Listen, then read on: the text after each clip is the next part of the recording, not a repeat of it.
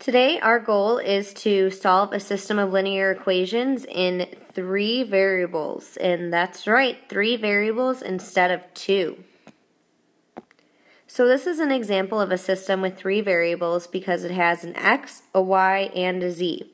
So in order to organize our information more, I'm going to label these equations with A, B, and C.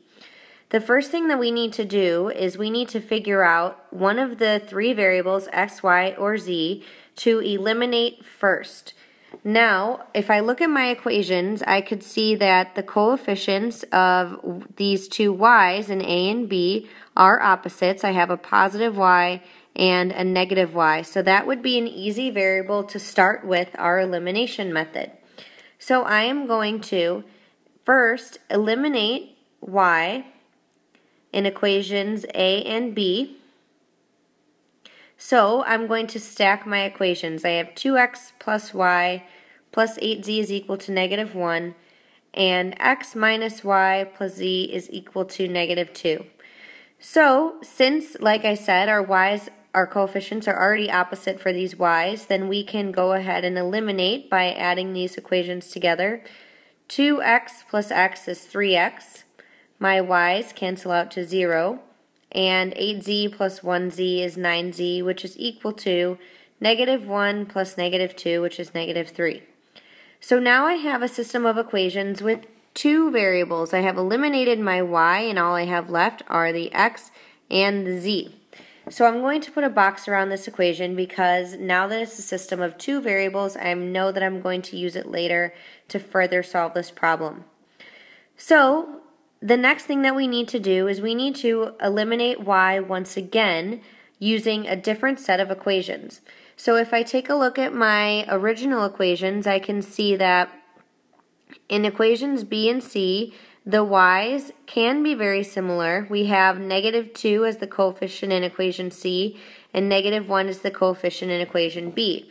So if I would like to eliminate y using those 2 equations, then I will have to multiply equation B by positive 2. So the next thing I'm going to do is eliminate y in equation B and C, and I'm going to first write both of these equations down. X minus y plus z is equal to negative 2, and 3x minus 2y minus 2z is equal to positive 2. Now I'm choosing equation B and C, but you could also either choose equations A and C as long as it's not the same as your original 2. So how am I going to eliminate the y's? I need to multiply my equation B by a factor of negative 2. So that changes everything in my first equation to now negative 2x plus 2y minus 2z, which is equal to positive 4. Don't forget that you do need to multiply all the way to the other side of the equal sign. My second equation will stay the same because now my y's, when I add them together, will cancel out. Negative 2x plus 3x is equal to positive 1. My plus 2y and minus 2y cancel to 0. Negative 2z plus negative 2z is negative 4z, which is equal to 4 plus 2, which is equal to 6. So again, I have formed another system with 2 variables. So now that I've completely eliminated my y, I'm going to use the system of 2 variables, because I've gone now from 3 variables to 2, to do what we have been doing the past week. I'll use the system of 2 variables to either eliminate or substitute to solve for 1 variable. So in this case, I'm going to solve for z, and I'll show you why.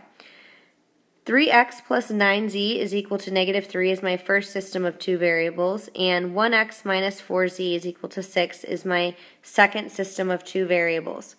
I can easily add 4z to both sides and create a substitution problem, having x equal to 4z plus 6. So now I can take what x is equal to, 4z plus 6, and substitute that in for x into my other equation that I did not rearrange. So 3 times the quantity of 4z plus 6 plus 9z is equal to negative 3. So now I'm going to distribute 12z plus 18 plus 9z is equal to negative 3.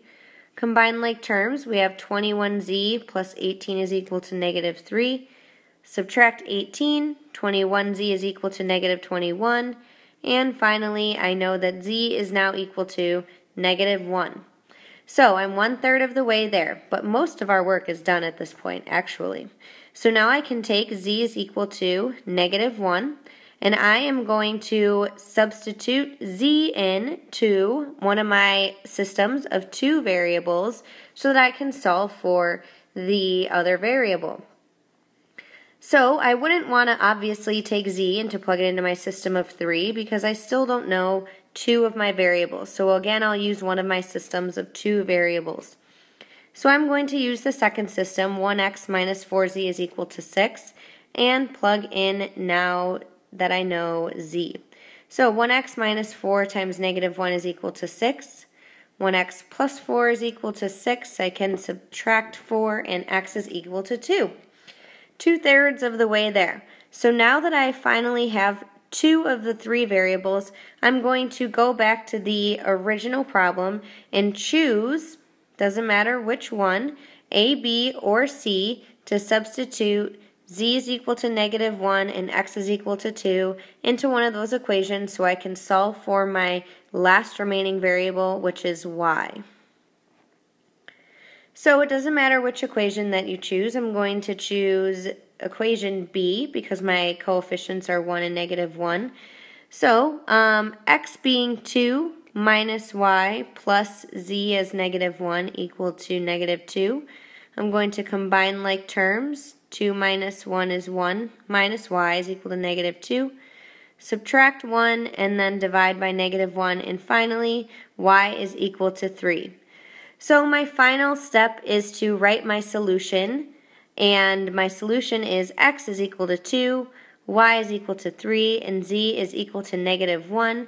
I have all three variables, so I am now done. You can also plug these variables into your system to check your answer, and of course that doesn't hurt to do that as well. So this definitely looks a little bit overwhelming, but the whole point here is to start by eliminating one variable, to use that eliminated variable and take your now system of two variables to eliminate a second variable, and then finally plug them all in to solve for your third.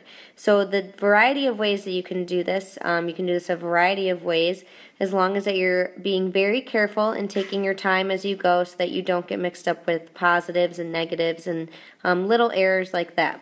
So make sure that you have questions for us tomorrow, and we will go over those questions in class. Have a great night.